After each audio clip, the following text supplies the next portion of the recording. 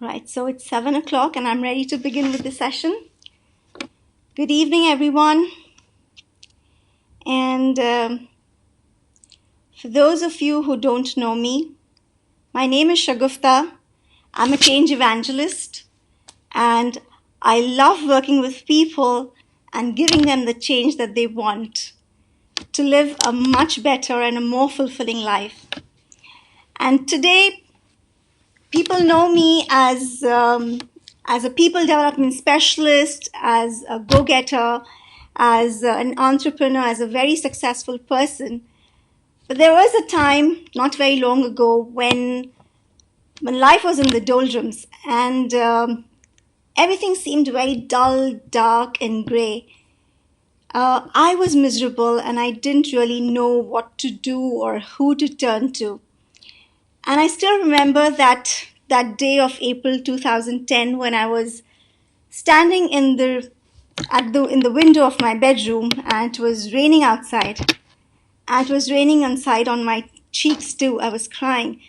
And that was the day that I decided that I had to change things around for myself. I had to take charge. I had to take back the control. And it really wasn't easy because I didn't know what to do. I had no support. I didn't know who to turn to for help. And so began a journey of a learning, of understanding, of trying to make those changes, which I finally managed to do very successfully. And that is how also Change with Renee was born, and which has now become my mission and my purpose to help people, to provide them solutions, to provide them with tools and techniques which help them to get the change that they want to live a life led to the fullest. So today we are going to talk about the mind model. And before we even start with the mind model, let's understand why the knowledge or how the knowledge of the mind model is going to be of use to you. So when I was doing this course on image management, and I became aware that the image of a person is actually made up of three elements, which is the appearance, the body language and behaviors, and the communication. And by the end of the course, I realized that whilst it's still relatively easy to change your appearance and work on your communication, what people really struggle with is changing the behaviors, changing their habits. That is a real struggle for people. And that really intrigued me. And I got deeper into the study of the mind, the behaviors, what really gets us to behave the way we actually behave in. So let's start with understanding the mind model and how it really affects us, how it affects our actions, which ultimately gives us the results which determine the quality of our life. So to begin, let me begin by actually asking you a question. If there's anybody online, if you can answer me this, which organ in our body which is that one organ that controls our body? So if there's anybody there that can give me an answer, which is that one organ in our body that controls the rest of us?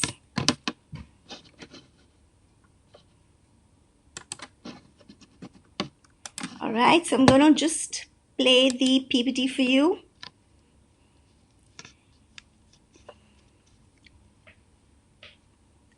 All right, so, I can see Shahzadi here.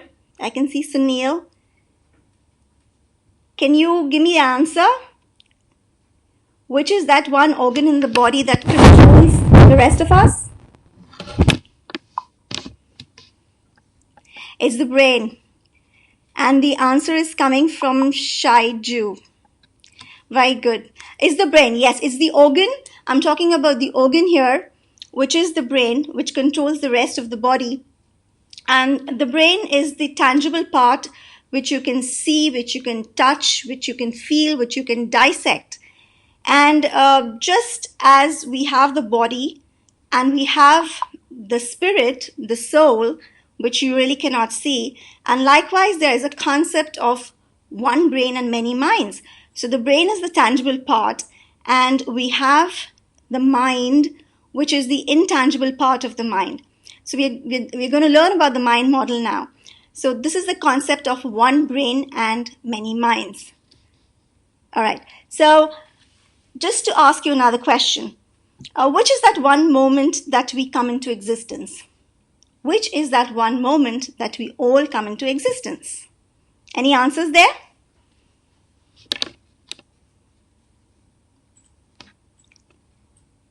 That one moment that we come into existence. All right, so we come into existence at birth, is it? Is that it? No, actually much before that. We come into existence at the time of conception, the time that the sperm meets the egg, when fertilization takes place, and we begin our life as a single cell. So at that moment is when our mind comes into existence, and that's the time. It's the unconscious mind that comes into existence, which is the deepest part of your mind. And this unconscious mind is 30 to 40% of your total mind capacity. Now that's a lot, isn't it? It's 30 to 40% of your total mind power. And what does the unconscious mind do? The unconscious mind, the function of the unconscious mind is to take care of your immune system and your body functions. Now, for example, if I ask you now to stop your nails from growing, or stop your kidneys from filtering the blood, or stop the digestion that's going on, stop your lungs from filtering the air, taking in oxygen and throwing out carbon dioxide. These are things, the body functions that are not in our control. These are very involuntary things that are going on within our body, and it starts really from the time that you're conceived, and it goes on to the very last moment or the very last breath of your life. So all these things are very, very involuntarily controlled, the immune system and your body functions, and that is taken care of by your unconscious mind. Now, you're still in utero and you're growing as a baby inside, and at around 20 to 22 weeks, that's where your subconscious mind comes into picture. The subconscious mind is around the same time when your sense organs also begin to develop in your in utero. Your sense organs like the sense, your eyes, your ears, the skin, the sense of touch. So all these sense organs are beginning to develop at around 20 to 22 weeks, and that's where the subconscious mind also begins to develop. And the subconscious mind is 50 to 60% of your total mind power. Now what we're going to do is we're just going to park that aside for some time, all right? And let's move forward, and we'll come back to the subconscious mind, because that is where all the mess and also all of the magic happens. So going forward, it's time for you to be born now, and pop, you come out into the world, and that is where your conscious mind comes into picture. Now your conscious mind is just 10%, it's just a teeny weeny bit of your total mind power or your total mind capacity, and that is just 10%, yeah? So the conscious mind is what we know as the IQ, or the intelligent quotient. The conscious mind is the rational mind. The conscious mind is the rational, the reasoning, the logical mind that you have. Everything needs to make sense to this part of the mind. And this part is also analytical. It is a thinking part. It analyzes things. And this is also where your will is. So the things that you want to wear for work, or the things that you want to eat for dinner, all this comes from your conscious mind. And it's also very analytical. It analyzes information, it reasons, it logics, and it's not really well developed in babies. It starts to really develop by the age of about 5 to 7 years. And that's the reason when you put very small babies they don't have this thinking power. They don't have the reasoning, the logic. And that's the reason when you put them on roads, they would just run into traffic, unmindful or not very wary of the dangers of the oncoming traffic. It's very easy to bluff them. You tell them about tooth fairies, you tell them about Santa Claus, they would believe you because they don't really have that critical factor. It's not really very critical. They just take in whatever we tell them. And between the conscious and the subconscious mind is something which we call as the critical factor. Now, this is a guard between your conscious and your subconscious mind. And the reason for this is because the conscious mind can process only about 40 to 50 bits of data per second. Now, which is way less compared to the subconscious mind, which can actually process 11 million bits of data per second. Now you see the difference here? That's 40 to 50 bits of data, and this is 11 bits of data per second. It's a huge difference. So what the critical factor does is it actually acts like a guard between the conscious and the subconscious mind, and it doesn't allow all these bits of information to come into the conscious mind, because if it does, you would just be overwhelmed with the amount of information that you have to process. So the conscious mind only gets things which is relevant to it, which is about 5 to 7 things at a time that you can be aware of, and that is the conscious mind that you have. Now, coming back to your subconscious mind. The subconscious mind, like I said, is just about 50 to 60% of your total mind power.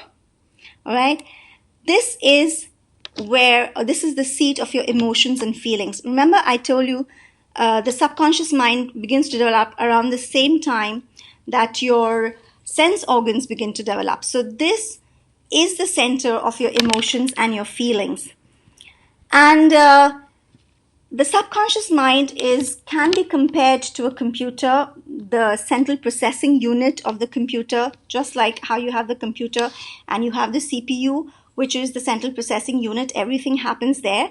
Likewise is the subconscious mind that we have, which is a memory bank. It records everything that has ever happened to you. Nothing ever gets deleted. You may forget things, but then nothing is ever deleted. It's all there in the minutest of details, right? And then everything that gets recorded there is very literal. It's only concerned with the content and not the context of the situation. So whatever is going inside there into the subconscious mind, it takes in things very literally. Yeah. So for an example, I'll give you. I had this fear of public speaking, and that came from the fact that my mother, when I was a baby, when I was a child, she used to tell me that to be cautious when speaking with strangers and not to speak in front of strangers. So literally, the context here was that she wanted me to be mindful and not just start talking to anybody.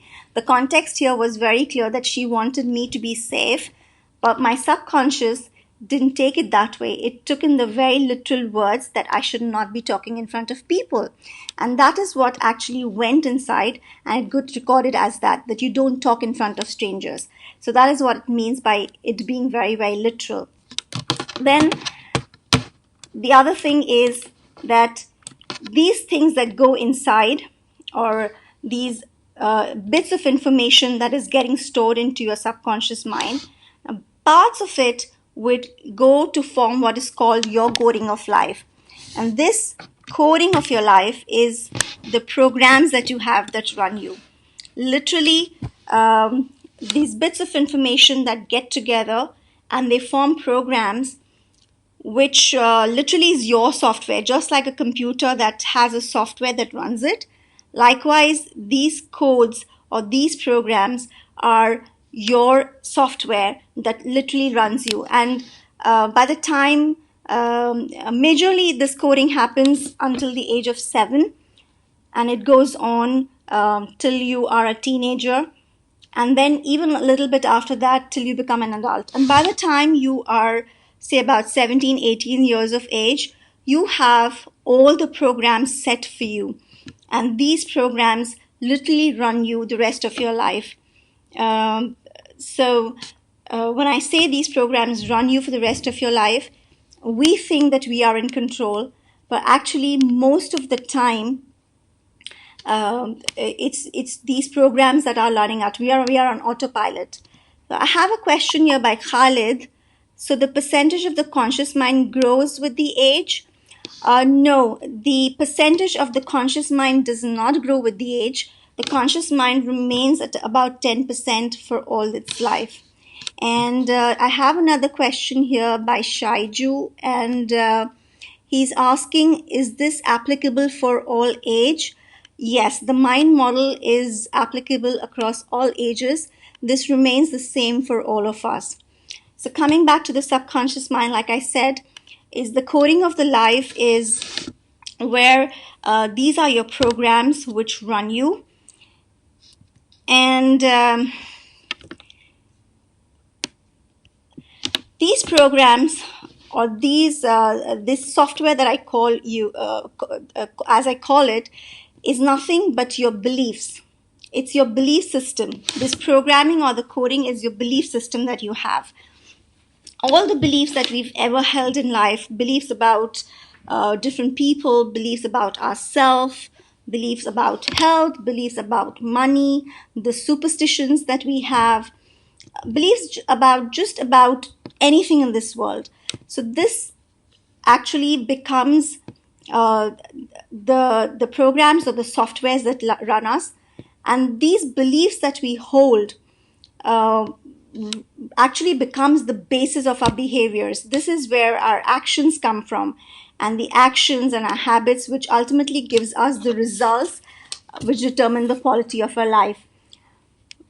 Whether or which these beliefs are true or not doesn't really matter, because whatever it is that you're believing, it doesn't really matter if it's true or not true, because it actually is the invisible force behind your behaviors. And the beliefs we hold are actually so powerful that it will influence the careers you seek, the relationships that you pursue, the interactions that you have with people, and also the perceptions that you have about basically just about everything in this world. And the crux of the matter really is that the beliefs that we hold actually create our reality. Yeah. So another thing about the subconscious mind is that it's very protective about you. It wants only good things for you.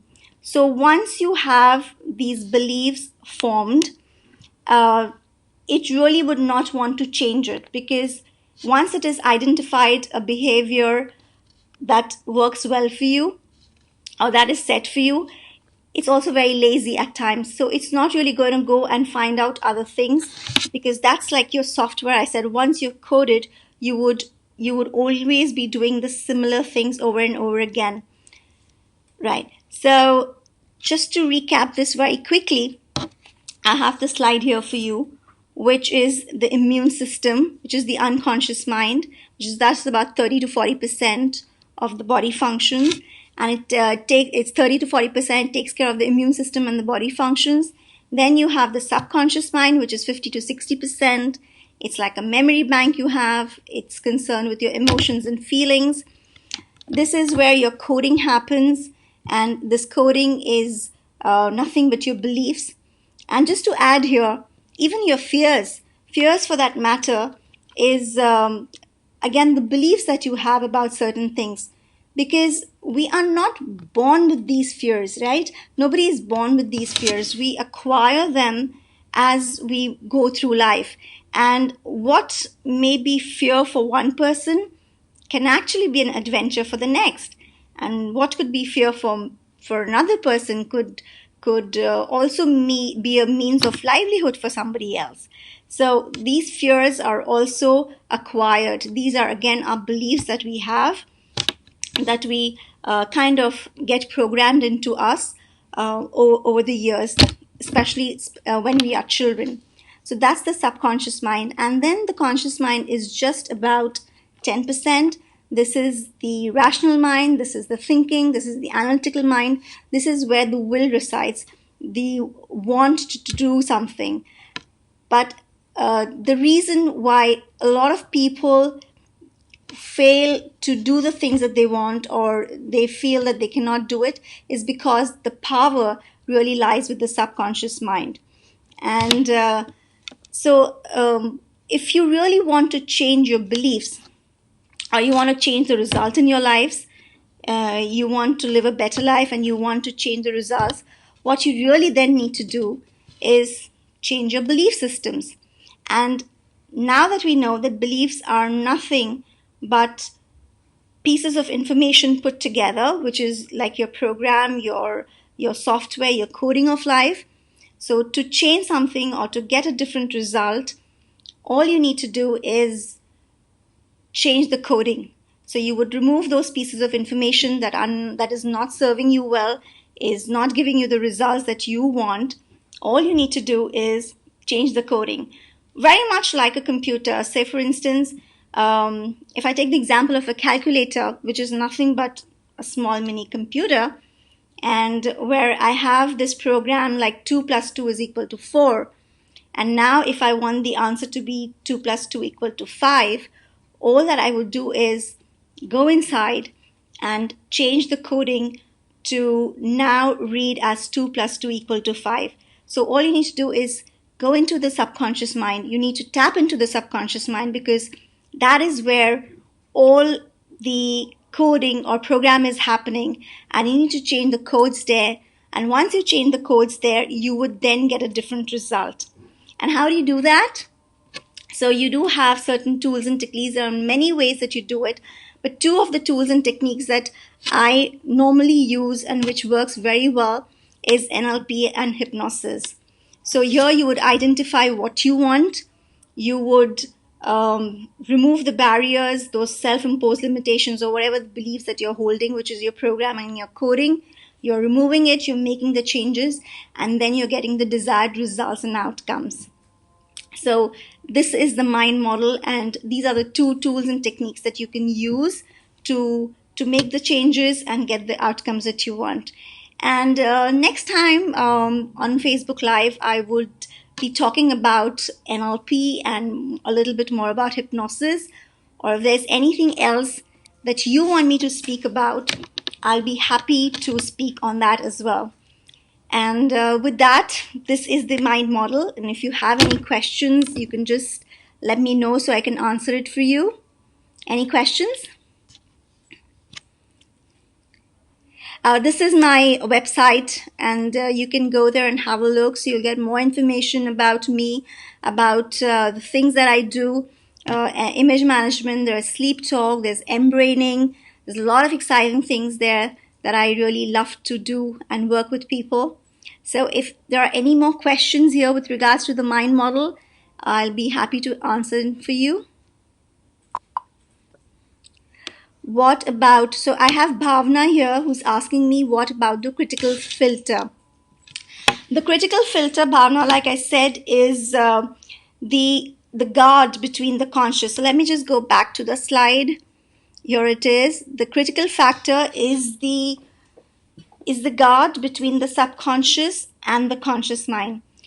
And this actually acts as a filter, because like I said, the subconscious mind is processing millions of bits of data per second, whereas the conscious mind can handle only about 40 to 50 bits of data. So if there was no guard, if there was no filter here, your conscious mind would be in a total mess and chaos. It would be in a state of turmoil, which will not be good for you. Because the conscious mind really cannot handle that many bits of information. So this critical factor is actually a guard that does not allow that information that is there. Now, can you imagine? It's a memory bank. You have so much of data already stored in over there over the years, right from the time that you were in utero in your mother's womb. You've been seeing things, you've been experiencing things, and all of that has been going inside and getting stored over there. Things that you You hear from your parents, your siblings, your immediate family. Once you start going to school, you have your friends, you have your teachers, you have strangers, you hear things over the television, you hear things about over the radio. Every little thing is going and getting stored there. So there's a vast amount of information that is stored in your subconscious mind. And can you imagine if all of that over the years just comes into your conscious mind? It's going to be a total chaos. So that's the reason we have this critical factor there, which acts like a guard and does not allow the information to come into your conscious mind. And what really hypnosis does is it puts to sleep this critical factor. It like puts the guard down so that you can tap into the subconscious mind and you can then change the codes there. Yeah, so I hope I've answered that for you, Bhavna, or do you need some more information? Is that okay?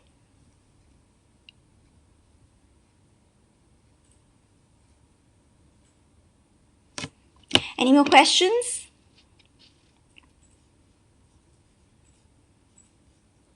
All right, so I think there are no more questions coming my way. So thank you, all of you, for taking time and being with me on this live session. And I've enjoyed explaining the mind model to all of you. The understanding of which has helped me personally to overcome a lot of self-imposed limitations that I was dealing with, a lot of fears that I had, and I've been able to actually change all of that, and that has helped me to progress and do the things that I really, really enjoy doing. Thank you so very much, and I hope to see you all soon again. Right? Bye. Have a great evening, all of you. Bye bye.